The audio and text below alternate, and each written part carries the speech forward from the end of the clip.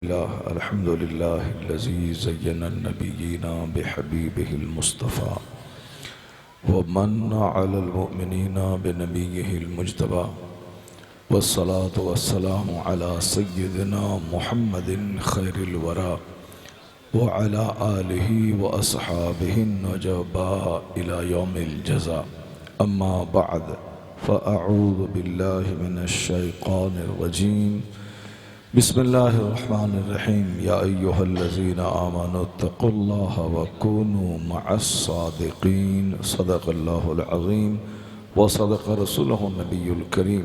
एक बार मोहब्बत से दुरूद शरीफ पढ़े सारे लोग मिलकर अल्लाहुम्मा सल्लि अला सय्यिदना व मौलाना मुहम्मद मअल वजूद वल करम व आलिहि व बारिक व सल्लिम सलातम व सलामन अलैका या रसूल अल्लाह। जब सारे लोग जाग ही रहे हैं तो कायदे से जाग जाएं। जो खड़े हैं बाहर सर्दी के मौसम में वो अंदर आ जाएं। पिंडाल है, मुसलमानों के साथ मिलकर बैठें। ये जलसा सिर्फ एक रस्म व रिवाज के तौर पर नहीं होता है। इस जलसे से बहुत सारे पैगामात नश्र होते हैं और एक साथ मिल के बैठने में आपस की कुदूरतें दूर होती हैं। सीने में जो नफ़रतें हैं वो नफ़रतें ख़त्म होती हैं और मोहब्बतों का चिराग रोशन होता है। जो मेरे सामने जो नौजवान बच्चे बाहर खड़े हैं वो सब अंदर आ जाएं। आपने अभी असद भाई को बहुत ज़बरदस्त सुना और बहुत देर तक सुना और जो 10-10 लाख के मजमे में नात सुनाते हैं वो 10-20 लोगों के बीच में भी नात सुनाते हैं। नात पढ़नी है तो चाहे एक आदमी रहे तो भी नात सुनानी है, चाहे 1 लाख लोग रहे तो भी नात सुनानी है। हालांकि असद भाई की शोहरत मकबूलियत के सामने ये छोटा सा मजमा कुछ नहीं है, लेकिन ये तो छोटी महफिल मिलाद में भी नात पढ़ते हैं। अगर कोई मस्जिद में 5 लोग बैठे रहें और कहें असद भाई नबी की नात सुनाइए, वहाँ भी सुनाने लगते हैं। गाड़ी पे सफ़र करें, वहाँ अगर कहें तो आप नात सुनाएं तो वहाँ नात सुनाने लगते हैं। जाहिर सी बात है, जिसके दिल दिमाग में ये हो कि आन बान शान शोहरत बहुत बड़ा मजमा तो हम पढ़ेंगे। इस तरह के तकल्लुफ़ात से असद भाई महफूज हैं और अल्हम्दुलिल्लाह इस छोटी सी बस्ती छोटे से गांव में एक लंबे टाइम तक घंटा 1.5 घंटे तक नात शरीफ पढ़ना, अल्लाह तबारक व तआला आप सबों के नात सुनने को कबूल फरमाए और असद भाई के नात पढ़ने को कबूल फरमाए और अल्लाह इन्हें सेहत और तंदुरुस्ती अता फरमाए। अभी मैं 17 घंटे से कार का सफ़र किया। 17 घंटे ट्रेन पे सफ़र करना बहुत आसान है, लेकिन कार पे 17 घंटे सफ़र करना बहुत मुश्किल काम है। और मुश्किल काम करके मैं आया हूँ ताकि आपको 2 घंटे की तकरीर सुना दूँ। क्या आप राज़ी हैं 2 घंटे की तकरीर सुनने के लिए?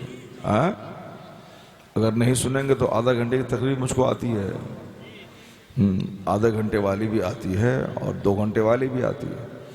और जब लोग कायदे से बैठें तो 5 घंटे वाली भी आती है। और सुबह से लेके अभी तक अभी कायदे से खाया नहीं हूँ, सिर्फ छोला भटूरा थोड़ा लिया था लखनऊ में, बस उसके बाद न रोटी लिया हूँ न चावल लिया हूँ। माशाअल्लाह सुभान अल्लाह। अल्लाह तबारक व तआला आप सबों को सलामत रखे। जो बच्चे हमारे सामने खड़े हैं उनसे मेरी गुजारिश है कि साहब आप अंदर क्यों नहीं आप आते, वहाँ क्यों खड़े हो आप? गांव में ईद की नमाज होती है मगर गांव के सारे लोग ही उसमें शरीक रहते हैं। बाजू के गांव के लोग नहीं आते हैं। हर आदमी अपने अपने मोहल्ले में नमाज पढ़ता है। बकरीद के दिन भी सिर्फ गांव के लोग नमाज पढ़ते हैं और गांव के लोग ही एक दस्तरखान पे खाना खाते हैं, एक दूसरे को बुलाते हैं। लेकिन जलसा जिस गांव में होता है उस गांव में सिर्फ उस गांव के लोग नहीं रहते हैं, बल्कि आसपास के 10-20 गांव के लोग रहते हैं। तो इसलिए जलसा एक ईद के दिन से कम नहीं होता है और बल्कि इस माना करके 10-20 गांव के लोग घर में मेहमान आते हैं तो ये जलसा तो ईद की तकरीब से भी ज़्यादा मुतबर्रक और ज़्यादा बाबरकत और ज़्यादा खुशी का मौका होता है और ये जलसा हमें आपको देता है।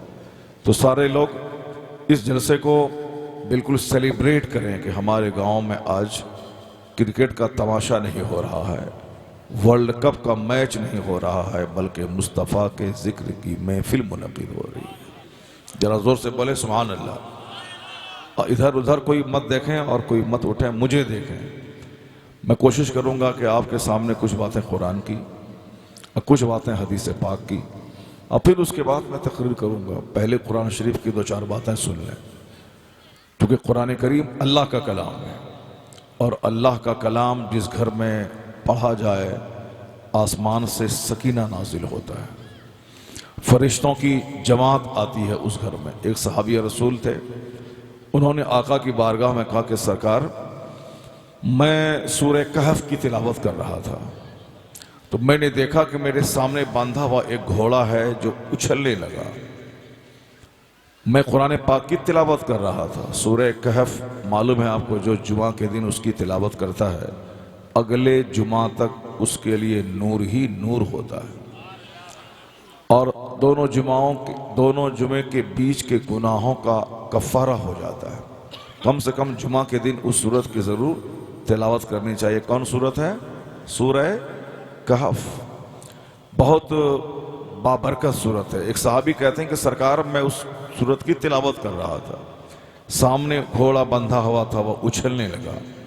मैं समझ नहीं रहा था कि ये घोड़े क्यों उछलने लगे, और जब मैं आसमान की तरफ देखा तो देखा कि एक नूर की किंदील है जो लटकी हुई है ज़मीन से लेकर आसमान तक। तो हुजूर ने फरमाया, ये कुरान करीम की तिलावत सुनने के लिए जो फरिश्ते नाजिल होते हैं वो फरिश्ते थे, और उन फरिश्तों को देखकर तुम्हारा जानवर उछलने और कूदने लगा। क्योंकि कुरान करीम की तिलावत के वक्त में सकीना नाजिल होता है, सुकून नाजिल होता है। आज अक्सर लोगों को दिल की बीमारी है, हार्ट डिजीज से कहते हैं, जिसको हिंदी में हृदय रोग कहते हैं। अक्सर लोग हृदय रोग यानी दिल की बीमारी के मरीज हो रहे हैं। 2-4 दिन पहले एक नौजवान बोला कि मेरा सीना बहुत धड़क रहा है, यानी बहुत पंपिंग हो रही है और सीने में दर्द हो रहा है। तो डॉक्टर कहते हैं कि आपका दिल कमज़ोर हो गया है और फौरी इलाज की ज़रूरत है।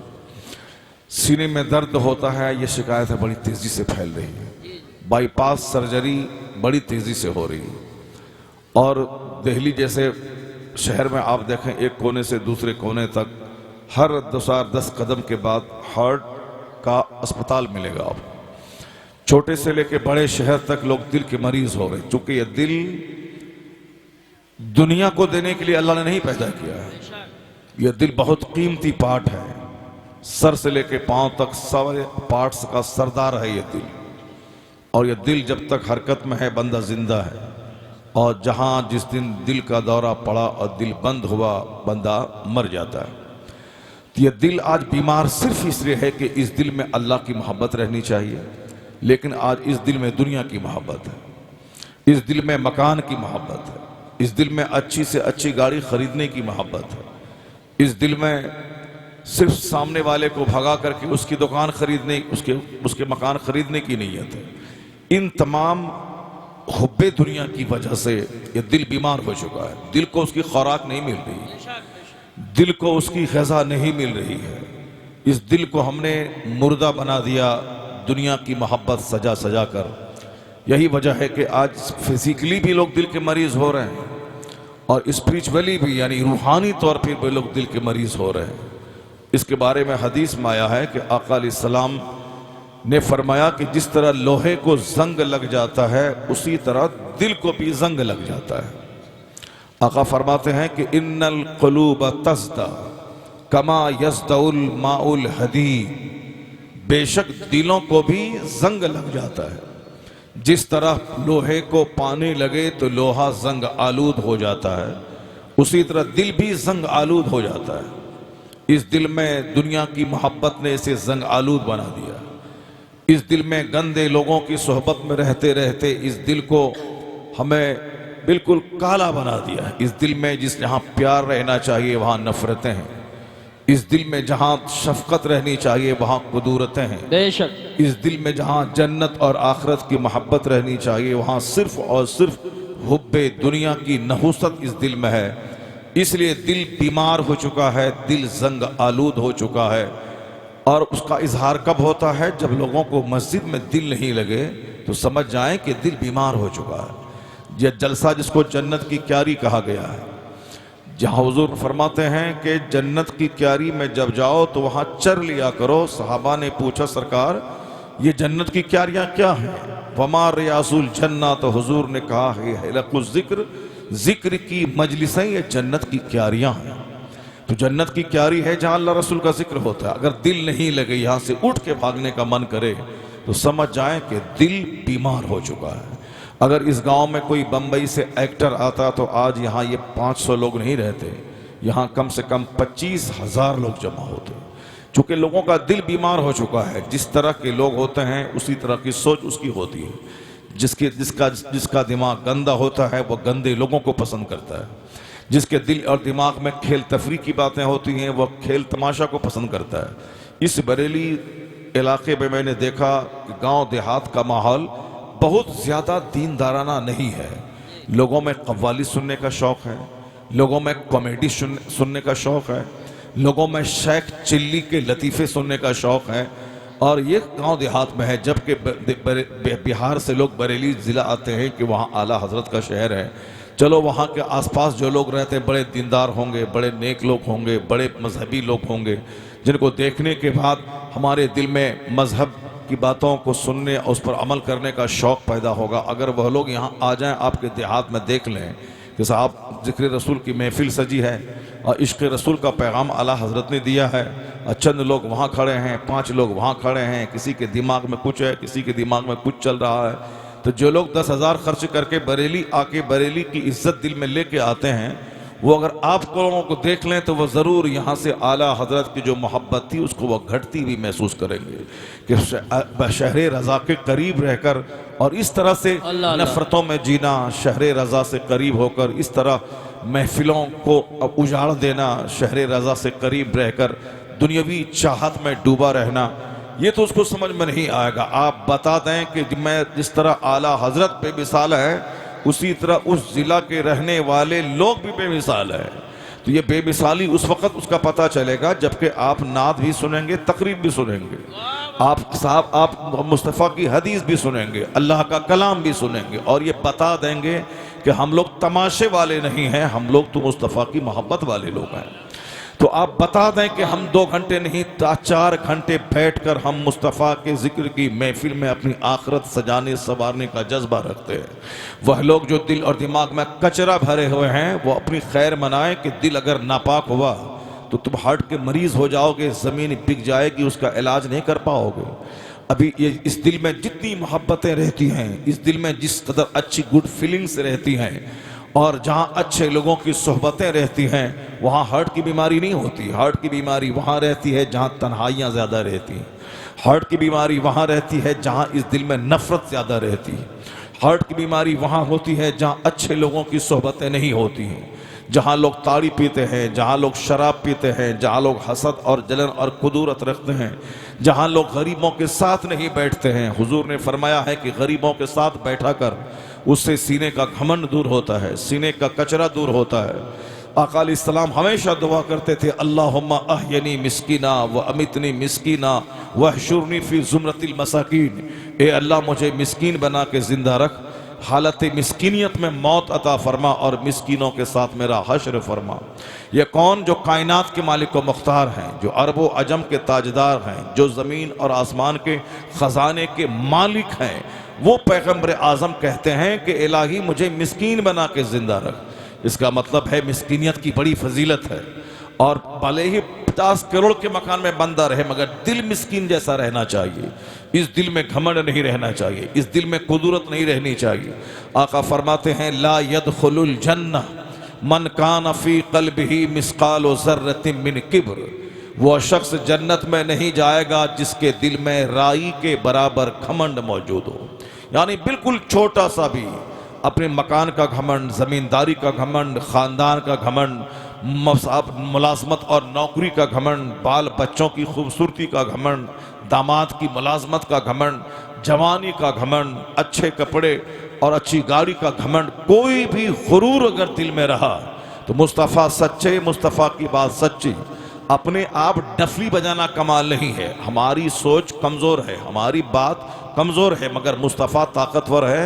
मुस्तफ़ा की बात भी तमाम कमज़ोरियों से पाक है और हुजूर से बढ़कर किसी की बात नहीं हो सकती।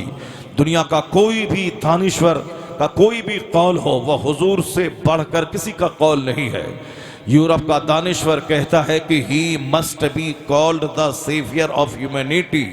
मुस्तफ़ा इंसानियत के मर्ज का इलाज अपने पास रखते हैं, आदमियत की सारी समस्याओं का समाधान अपने पास रखते हैं।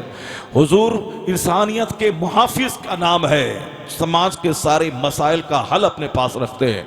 हुजूर ने क्या कहा, अरबों में क्यों नहीं खेलो मगर दिल मिस्कीन जैसा रखो, और फिर लोगों के साथ जमीन पे बैठ जाओ, पब्लिक के साथ रहो, नमाज तन्हा मत पढ़ो, मस्जिद में जाके पढ़ो, एक सफ में पढ़ो, जमात के साथ पढ़ो। जमात में अमीर गरीब फकीर राजा रंग किसान बादशाह सारे लोग एक साथ रहे, इसलिए जमात से पढ़ने की ताकीद की गई है ताकि तेरा दिल जिंदा रहे, मरे नहीं। तुम रहो 50 करोड़ के घर में, लेकिन 5 वक्त की नमाज पढ़ने तुम्हें मस्जिद आना है, और मस्जिद में अमीर गरीब काले गोरे सब सफ में खड़े होंगे, उसी सफ में तू खड़ा हो जा ताकि तेरे दिल से मकान और जमींदारी का जो गुरूर है वह सारा गुरूर मिट जाए, और मस्जिद में आकर यह बोलो कि कोई पत्नीदार बड़ा नहीं है, कोई जमींदार बड़ा नहीं है, अल्लाह अकबर, अल्लाह इज द ग्रेटेस्ट, अल्लाह ही सबसे बड़ा है। अल्लाह अकबर का माना होता है अल्लाह सबसे बड़ा है, और जो 5 वक्त मस्जिदों में जाके स्लोगन देगा अल्लाह सबसे बड़ा है, तो याद रखें उसके दिल और दिमाग से अपनी बड़ाई का तस्वुर ये मिट जाएगा, और अपनी पेशानी को जमीन पे रख के कहेगा कि इलाही मैं कमजोर हूं तू ताकतवर है, इलाही मैं बंदा हूं तू मेरा खुदा है, इलाही मैं अब्द हूं तू माबूद है, इलाही मैं साजिद हूं तू मस्जूद है, इलाही मैं कमजोर हूं तू गनी है, इलाही मैं कुछ नहीं हूं तू सब कुछ है, इलाही मैं छोटा हूं तू सबसे बड़ा है।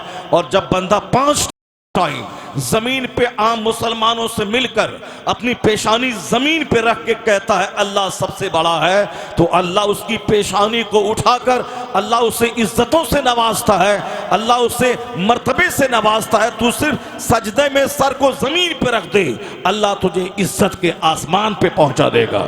अल्लाह तुम्हें इज्जत देना चाहता है, शर्त है कि जमीन पे 5 वक्त पेशानी रख।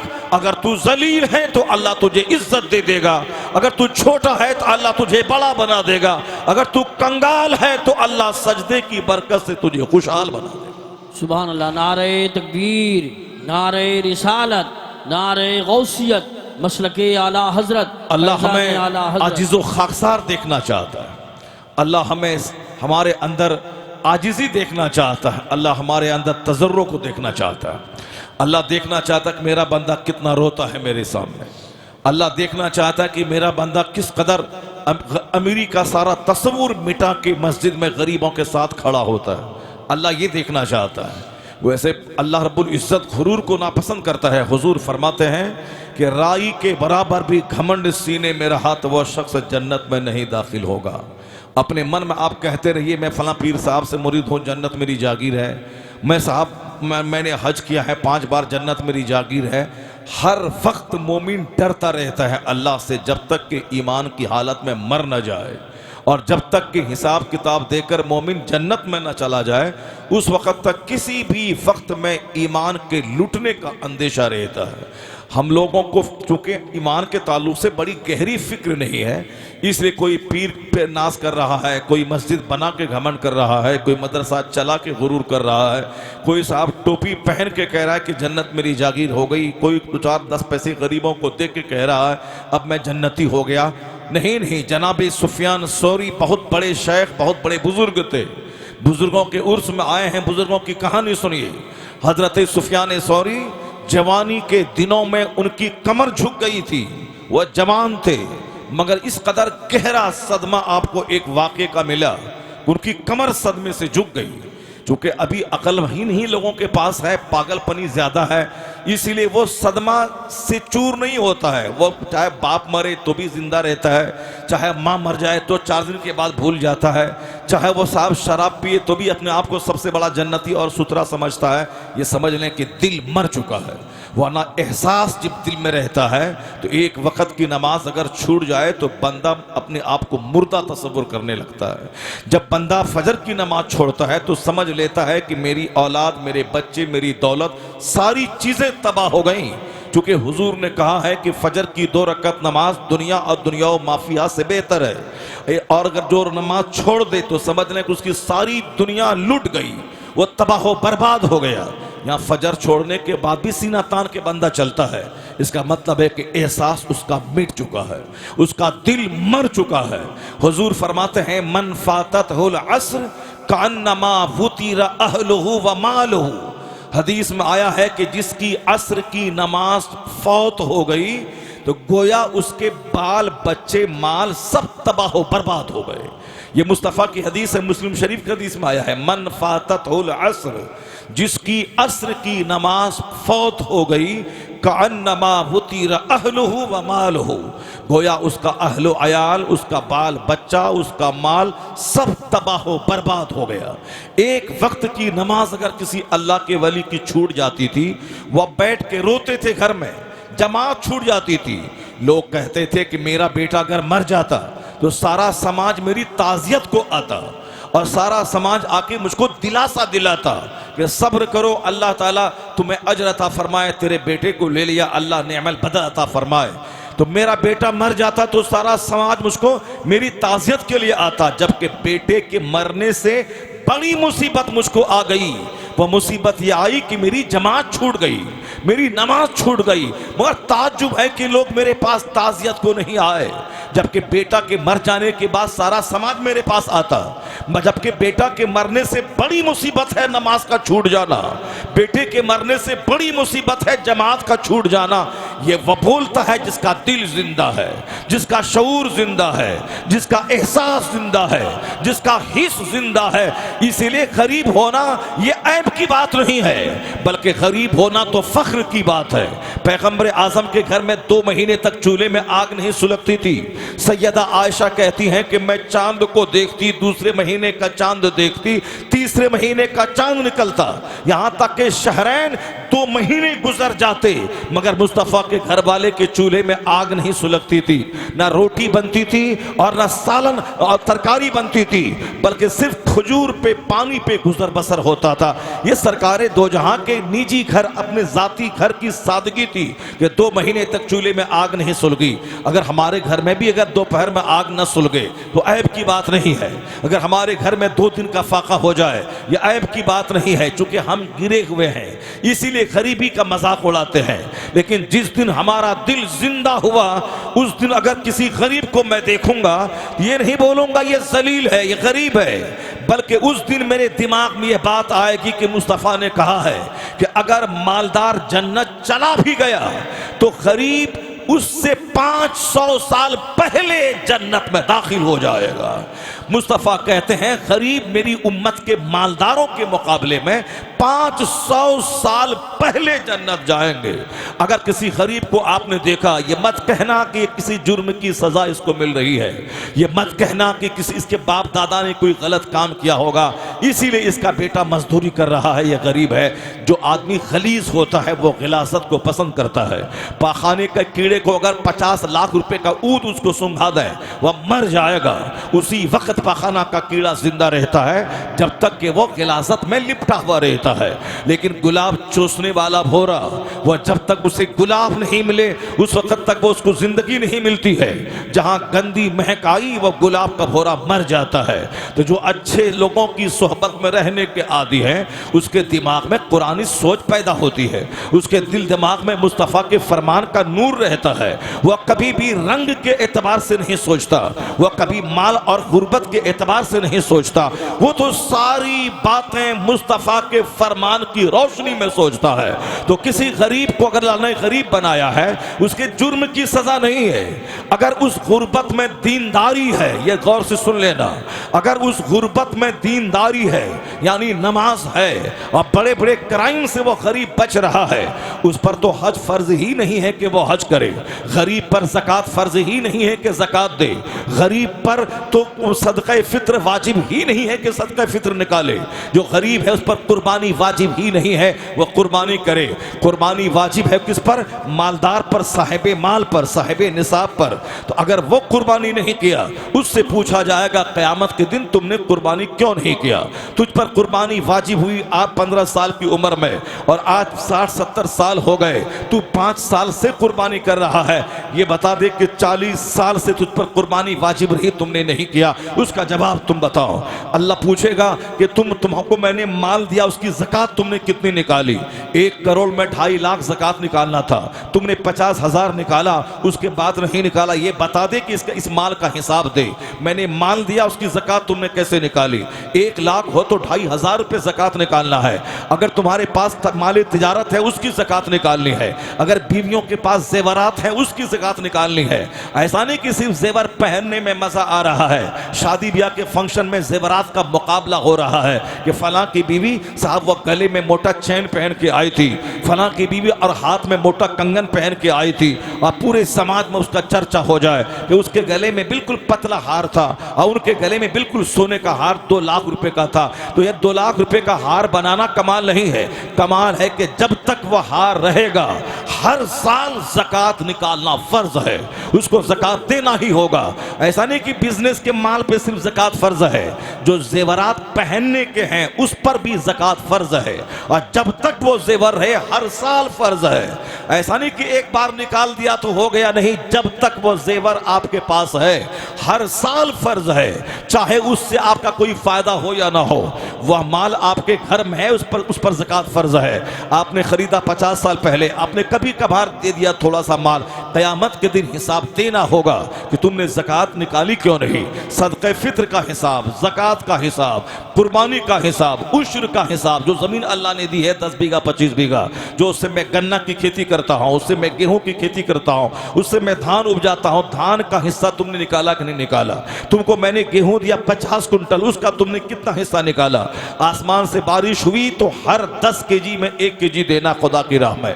अगर तुमने पानी खरीद की सिंचाई करी तो हर 20 केजी में 1 केजी देना खुदा की राह में। ये बता दें कि हिसाब देने में पसीना छूट जाएगा, 500 साल लग जाएंगे हिसाब देने में। कुर्बानी का हिसाब, उश्र का हिसाब, गन्ने धान गेहूं की खेती का हिसाब, आलू जो सब्जी उपजाते हैं उसका हिसाब, जो आपने आम का बाग बनाया है उसका हिसाब। तो ये किसान हिसाब देने में लगा रहेगा, ये मालदार ज़कात का हिसाब देगा। गरीब ना उस पर ज़कात फर्ज है, ना उस पर सदक़े फित्र वाजिब है, ना उस पर कुर्बानी वाजिब है, वह सिर्फ नमाज उस पर फर्ज है। वह पाबंदी से मजदूरी करे तो भी नमाज पढ़े, ईंट ढोए तो भी नमाज पढ़े, दूसरों के खेत में हल चलाए तो भी नमाज पढ़े, बीमार रहे तो भी नमाज पढ़े। नमाज पढ़ने में पैसा नहीं लगता है, नमाज पढ़ने में 8 घंटे नहीं लगते हैं। 8 घंटे ईंट ढोने के बाद तब 500 रुपए मिलते हैं, और यहाँ तो 5 नमाजों को मिला के 1 घंटा का टाइम भी नमाज में नहीं लगता है। तुम 1 घंटा लगा दे, अल्लाह महासंख्यों रुपए की जन्नत तुझको अता फरमा देगा। अल्लाह ये देखना चाहता है तू 10 मिनट निकाल। तू 10 घंटा अपने खेत में रह, नमाज ज़ोहर के 10 मिनट निकाल। तू रात भर 8 घंटे की गहरी नींद ले, और जिस रब ने नींद दी उस रब की खातिर फजर के लिए 10 मिनट का टाइम निकाल। तू 10 मिनट का टाइम खुदा के लिए निकाल दे और सिर्फ नमाज पाबंदी से पढ़। ये ईंट ढोना तेरे गुनाहों का कफारा बन जाएगा। जो मजदूर पसीना बहाता है और हलाल रोजी कमाता है, पसीने की एक एक बूंद उसके गुनाहों के दाग को मिटा देती है। तो गुर्बत ऐब की बात नहीं है। गरीब सिर्फ नमाज पढ़ ले, वह झूठ न बोले, वह जिना न करे, वह शराब न पिए, वह साहब चुगलखोरी न करे, वह ईमानदारी से रहे, काम में तो धोखाधड़ी न करे, वह हलाल तरीके से मेहनत से कमाए। मालदार जो तुम्हारे गांव में 1000 बीघा जमीन का जोतने वाला है, जो तुम्हें जलील समझता है, अगर तुमने नमाज पढ़ी, गुनाहों से बचा, इन मालदारों से 500 साल पहले अल्लाह जन्नत में तुझको अता फरमाएगा जगह। इसके मुकाबले में 5 साल नहीं, 5 दिन नहीं, 50 साल नहीं, 500 साल, 500 साल पहले तुम इन जमींदारों के मुकाबले में जन्नत जाएगा। दुनिया में थोड़ा सब्र कर लेना, दुनिया में नर्वस मत होना, इन मालदारों से मत चिढ़ना, अल्लाह रब्बुल इज्जत के फैसले का शिकवा मत करना कि अल्लाह ने मुझको गरीब बनाया, सामने वाले को मालदार बनाया। अगर तुमने शिकवा नहीं किया, अल्लाह की मर्जी पे राजी रहे, अल्लाह ने जो तेरे हक में जितनी रोजी लिखी उस पर तुमने सब्र किया और नमाज का दामन नहीं छोड़ा, तो ये मालदार को देख के आज तू ललचाई निगाह से देखता है, हसरत करता है कि इनके पास 50 करोड़ की गाड़ी है, मेरे पास नहीं, मैं किसी काम का आदमी नहीं हूं, इनके पास 100 बीघा जमीन है, मेरे पास रहने का घर नहीं, मैं इनके सामने किसी काम का आदमी नहीं हूं। सब्र से काम लेना, इन 50 करोड़ की गाड़ी वाले से 500 साल पहले तू जन्नत जाएगा। 1000 बीघा जमीन के जोतने वाले नवाब से 500 साल पहले जन्नत जाएगा। ये कोई मौलवी नहीं बोल रहा है, ये तुम्हारे दिल बहलाने की बातें नहीं हो रही है कि मैं तुम्हारा दिल रखने के लिए, गरीबों की दिलजोई के लिए मैं ऐसा बोल रहा हूं। जिस नबी के कहने से तूने अल्लाह को एक माना, जिस नबी के कहने से तू नमाज पढ़ता है, जिस नबी के कहने से जन्नत और जहन्नम पे विश्वास है, मुस्तफ़ा सच्चे मुस्तफ़ा ने कहा कि इस्लाम हक है, कुरान हुजूर पे नाजिल हुआ है, हम पर नाजिल नहीं हुआ है, और हुजूर ने कहा कुरान अल्लाह का कलाम है, मैंने मान लिया। हुजूर ने कहा कि अल्लाह एक है, हमने मान लिया। हुजूर ने कहा कि क़यामत हक है, हमने मान लिया। हुजूर ने कहा कि अल्लाह है दुनिया का पैदा करने वाला, मैंने मान लिया। तो मैंने खुदा को देखा नहीं, मुस्तफ़ा के कहने से मान लिया। मैंने, मुझ पर कुरान नाजिल नहीं हुआ, हुजूर के कहने से मैंने कुरान पर ईमान लाया। तो जिस मुस्तफ़ा के कहने से तू ईमान लाया है, उसी मुस्तफ़ा का ये फरमान है कि मालदार के मुकाबले में गरीब 500 साल पहले जन्नत चले जाएंगे। इसलिए गरीबों, खुशखबरी हो, बशारत हो, अगर तुमने नमाज का दामन मजबूती से थामा और तुमने ज़िना और शराब से अपने दामन को दागदार नहीं बनाया, तो तू फख्र करके अल्लाह ने गरीब बना के एहसान किया है ताकि 500 साल पहले तुझको जन्नत में जगह अता फरमा दे। ये बात वह सोचेगा जो मुस्तफ़ा की हदीस पढ़ता है, ये बात वह सोचेगा जो आलिमों की सोहबत में रहता है, ये बात वह सोचेगा जो कुरान हदीस का मुताला करता है, ये बात वह सोचेगा जो अल्लाह के वलियों की सोहबतों में रहता है, जो चोर की सोहबत में रहे, जो डकैत की सोहबत में रहे, जो बेनमाजी की सोहबत में रहे, जो ज़िनाकार की सोहबत में रहे, जो सूदखोर की सोहबत में रहे, जो दिन रात अपनी आंखों में अजनबी औरतों को बसा ले, उसकी सोच गंदी, उसकी आंख गंदी, उसका दिल गंदा, उसका जिगर गंदा, उसकी आने वाली नस्लें गंदी। इस आंख में जो माँ बाप का चेहरा बसा ले, जो मस्जिदों की दीवार बसा ले, जो बुजुर्गों का चेहरा बसा ले, जो गुंबदे खजरा खाने काबा बसा ले, जो कुरान के औराक को बसा ले, जो मुस्तफ़ा की अहादीस के चैप्टर को बसा ले, उसकी आंख उजली, उसका दिल उजला, उसकी सोच उजली, उसकी फिक्र रोशन, उसकी दुनिया भी रोशन होगी, उसका उक़बा भी रोशन हो जाएगा। दोनों जहान की रोशनी नेकों की सोहबत में मिलने से हासिल होती है। दोनों जहान का नूर कुरान हदीस पढ़ने से मिलता है। आज दुनिया उजड़ क्यों गई? अच्छों की सोहबत ही मुयसर नहीं है। आज लोगों के चेहरे पे मायूसियत क्यों है? लोग नेक लोगों का चेहरा ही नहीं देखता है, सब जमींदारी के घमंड में पड़ा हुआ है, कोई मकान के घमंड में डूबा हुआ। अरे मैं बड़ा हूं, ये मौलवी साहब क्या करेगा, ये 10,000 महीना कमाने वाला मस्जिद का इमाम, ये क्या बड़ा बनेगा, ये क्या मुझको जुमा के दिन तकरीर में बताएगा कि झूठ बोलना हराम है, शराब पीना हराम है। नहीं मिल रहा है पैसा 10,000 रुपये कमाने के लिए, मेरे गांव में पड़ा हुआ है, खाना मैं खिलाता हूं और चंदा दे के तनख्वाह मैं देता हूं, और ये मौलवी साहब मुझको कहता है कि हराम है, ये हलाल है, ये लीगल है, इल्लीगल है। तो हम पैसे की वजह से किसी की हैसियत को आंकते हैं।